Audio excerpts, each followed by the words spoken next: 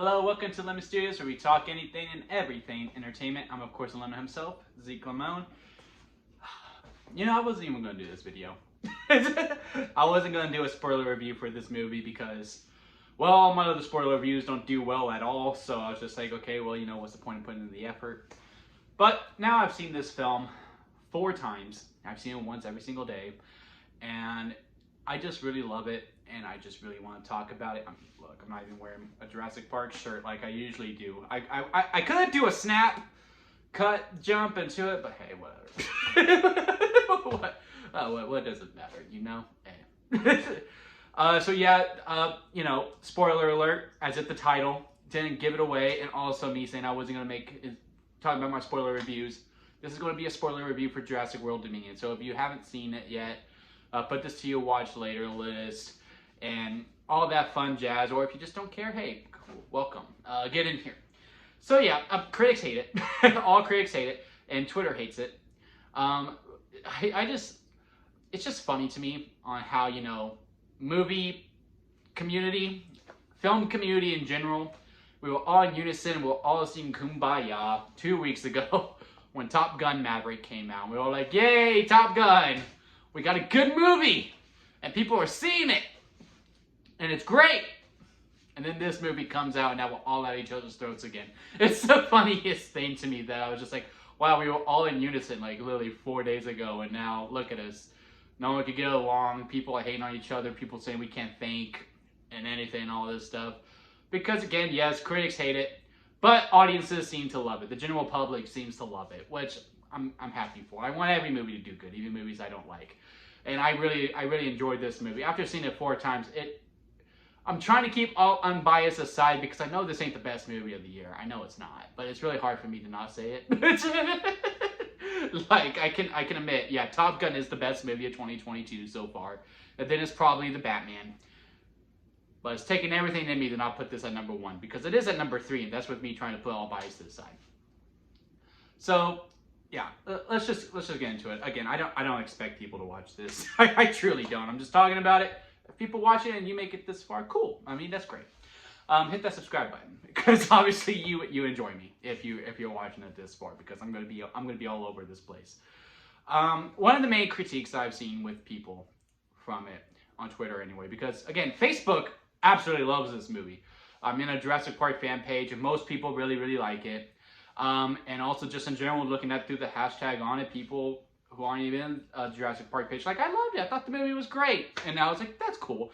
You go to Instagram, it's a little more down the middle. It's more of a, I enjoyed it, but there's problems to it, which is fine. Then you go to Twitter and they just think this is the worst movie ever made, but Twitter thinks every movie's the worst movie ever made. Besides Top Gun. Again, besides Top Gun. The main critiques that I have been seeing from the people that I follow on YouTube, Twitter, even on Rotten Tomatoes and all this stuff, is within the legacy characters about how Alan Grant is much more of a brute, and Dr. Malcolm just seems like he really doesn't care. And I just really don't know what franchise they've been watching. They've always been that way to me.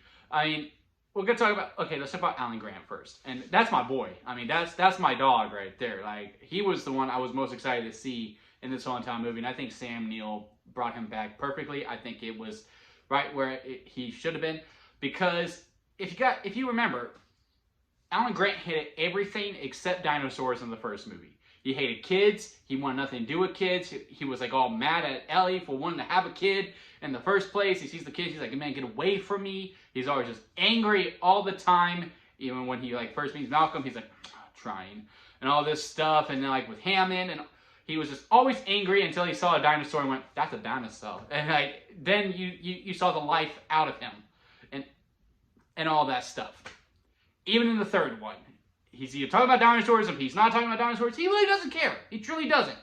And, you know, he's just always angry. I mean, he's punching Kirby and all this stuff. Like, the man's angry. He's always been angry.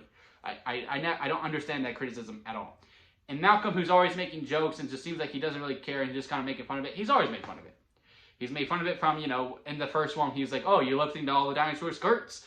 And, you know, in the second one alone, which the scene still, you know, really takes me out, is that he's hanging on for dear life on a rope.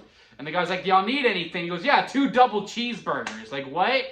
Really? this is not a time for you to joke right now, Malcolm. And like just going on forward with that. Like he's always been that way. So that really makes no sense for me. But I do agree that Ellie was the best one out of the three. I do agree. She brought so much life to it. And while, you know, the other two, I still enjoy them quite a bit. Their storyline was the storyline I liked more, which everyone is also against, and we'll get into that a little bit. So let's just go ahead and get into it. Well, but first, let's get into the world cast. Claire and Owen. I'm with everyone else. They have no chemistry. I like Bryce Dallas Howard. I do. I think she's a great actress. I think she's doing a fantastic job directing Star Wars. I don't want to call her like a great director overall and try to see her doing something else besides Star Wars, but in the Star Wars world, she knows how to direct the hell out of that. And I like Chris Pratt. I know that's a really wrong thing to say now, is to like Chris Pratt. But I like Chris Pratt. I think he's a great actor. I think he's a lot of fun. He's a great movie star. Sometimes two great actors and actresses just don't have chemistry, and they have that. And you know, it happens. You know, that's because you're very talented and you're very talented. Sometimes your styles just don't mesh well. You know, it's like in wrestling. You can have really two good wrestlers, but they sometimes just don't put on a good match. It happens. It happens, and it's okay. But hey, they stick to it. I think out of all three performances, I still think, like, individually, I think their performances individually, I like the ones in the first world overall, even though the relationship just doesn't make sense. But them individually, I liked. I like where they've come to. I think with Claire, they rushed it completely. I like her arc of going from a businesswoman who only saw these animals as, you know, stock and all of that, just, you know, to make a profit, to her caring for the animals. I think, you know, we got to 1 and then we skipped to 3 and 4. 2 was completely missing from Fallen Kingdom. Like, she just automatically liked the animals when I would have liked some more progression of that. But overall, I mean, I like her arc overall, while Owen went from, you know, more upbeat to slowly get into more serious and all that. That one felt more gradual to me. And I do enjoy the arcs where they go, but overall there's separate performances I do prefer the performances in one over this one. But I still think they did fine. Them as a relationship, I think they did the best with, and this one, them together. But still no chemistry. And that is fine. It is what it is. I think their relationship individually with the kid was really good. I think Bryce Dallas Howard and her relationship was really good, and I think Chris Pratt and her individually were really good. Them as a whole family was and then, of course, them as an actual couple was as well.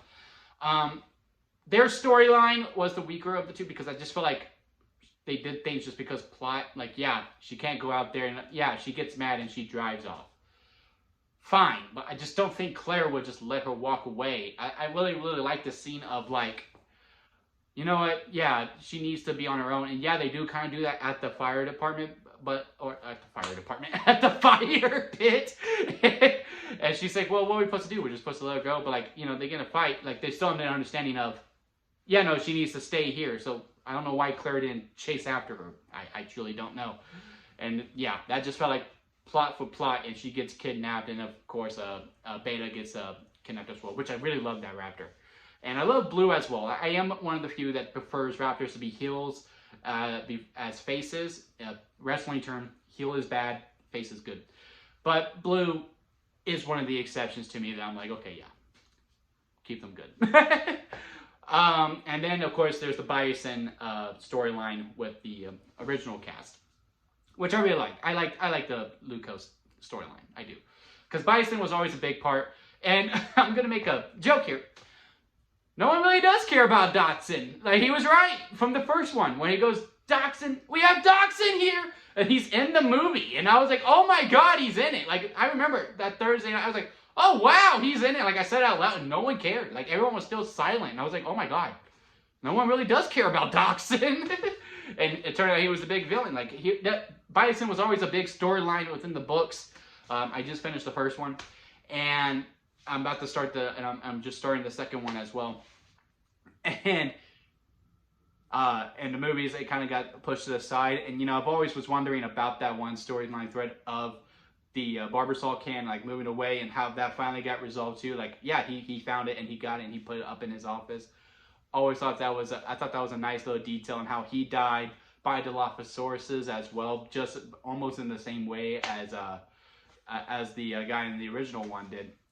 I really enjoyed that aspect of it a lot. And you know, I know people are like, oh, well, I came in to go see, as someone on Twitter said, I went in to go see a shitty dinosaur movie and I saw a shitty Lucas movie.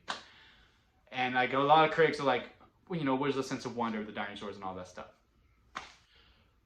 How are you going to make a sense of wonder anymore after the first one? You've seen the dinosaurs. And if you do that same exact thing where you barely see the dinosaurs, people are going to get mad now. Like, I will say the same thing, like, you know, about Star Wars. There's not really a sense of wonder to Star Wars anymore. There really isn't. Yeah, you're in a galaxy far, far away. There's lightsabers and all that stuff.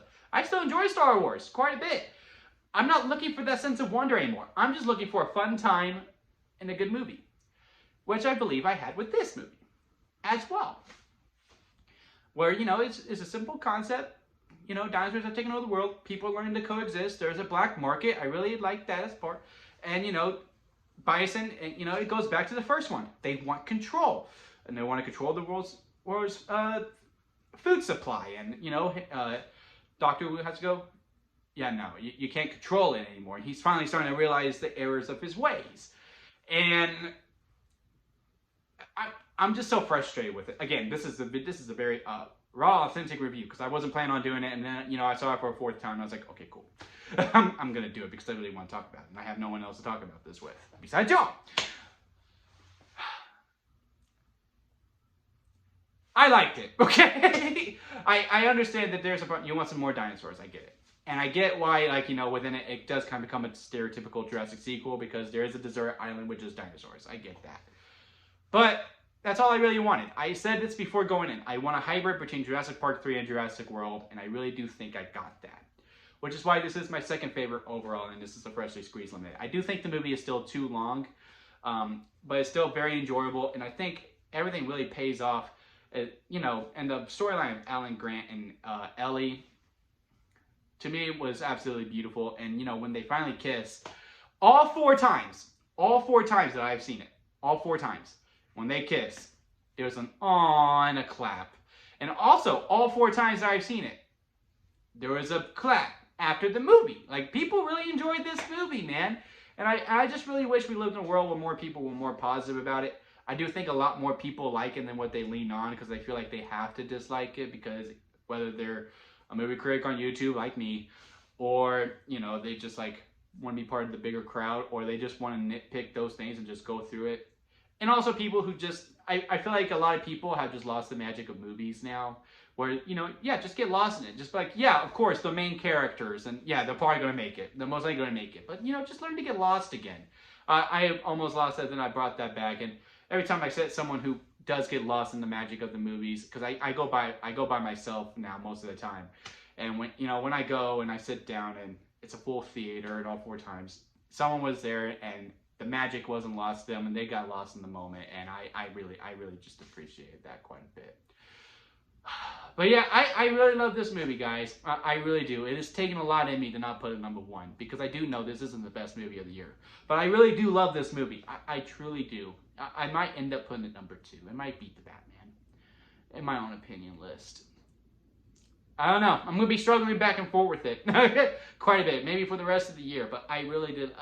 And this is such a breath of fresh air compared to The Fallen Kingdom because I did lose some of my love for it after Fallen Kingdom because I wasn't a fan of that movie. And this one just really rejuvenated it. And, you know, Colin Trevorrow said he's pretty sure a young screenwriter and director, he or she, could probably continue on this story, knows what to do with it. I think I kind of know what I can do with it too. I don't know if I'm going to be able to make it, but one can dream, right? Hopefully I can be in that director's chair for a future Jurassic movie. But yeah, again, guys, comment below and let me know what you thought. If you made it this far, please hit that subscribe button because obviously you are a fan of me, and I do a pretty alright job with you.